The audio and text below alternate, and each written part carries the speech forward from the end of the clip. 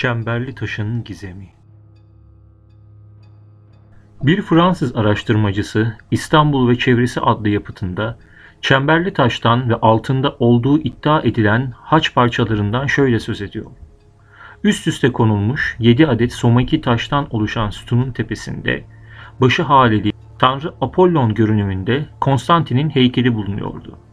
Heykelin içinde İsa'nın çarmıha çakılmasında kullanılan çivi parçaları ile gerçek haçtan bir parça yerleştirilmişti. 1968 yılının Nisan ayında tarihçi ve yazar Şevket Radon'un Hayat Tarih Mecmuası'nda yayınlanan bir yazısı başta Yunanistan olmak üzere dünyayı heyecanlandırmıştı. Yazıda İsa peygamberin üzerine çekildiği iddia edilen haçın parçalarının İstanbul'da Çemberli Taş'ın altında olduğu öne sürülüyordu.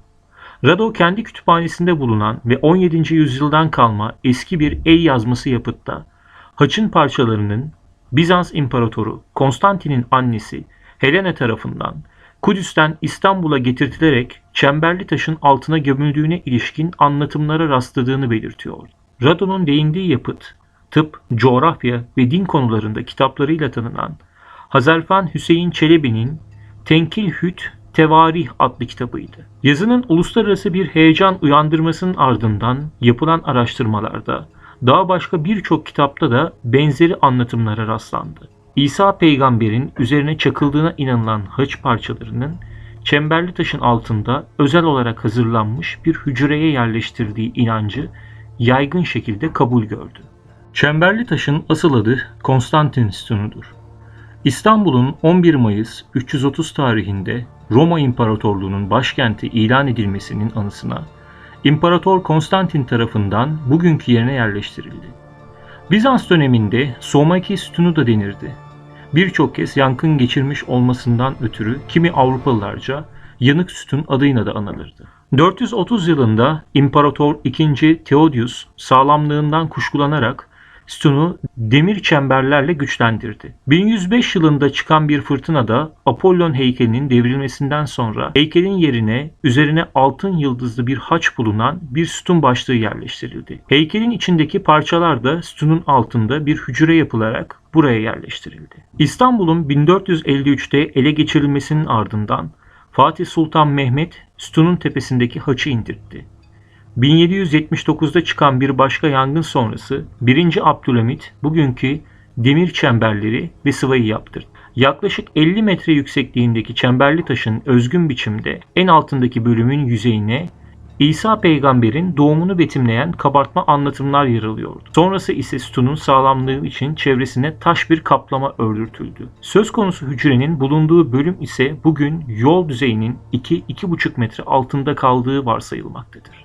Çemberli Taş 1990'ların ortasında 2000 yılı turizmi nedeniyle yeniden gündeme getirildi. Kimi çevreler eğer iddia edildiği gibi sütunun altında gerçekten İsa peygamberin çakıldığı haçın parçaları bulunursa Türkiye'nin tanıtımı açısından son derece önemli olduğunu vurguladılar. Ancak dönemin Turizm Bakanı bu yaklaşıma şöyle yanıt vermişti. Ülkemizde bu gibi söylentiler yüzünden yüzlerce insan define aramak için izin istiyor. Sonunda tüm emekler boşa çıkıyor. Böylesine doğruluğu kesin olmayan bir söylenti için tarihi sütunu yerinden oynatmamız söz konusu bile olamaz.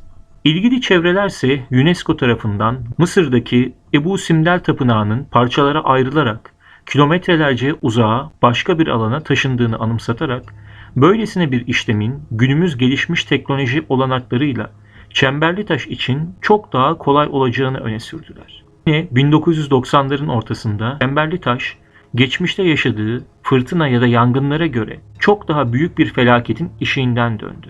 Günümüzde aynı adla anılan ve geniş bir alanda çok sayıda tarihi mirası barındıran Çemberli Taş'a diğer deyişle tarihin kalbine katlı otoparklı bir çarşı yapılması istendi. Ancak bu girişim kentte ve tarihi duyarlı çevrelerin tepkileriyle durduruldu ve büyük bir felaket yaşanmadan Çemberli Taş ve çevresi kurtarılmış oldu. Sonunda İsa'dan sonra 2000'li yıllardayız ama Çemberli Taş hala gizemini korumayı başarıyor.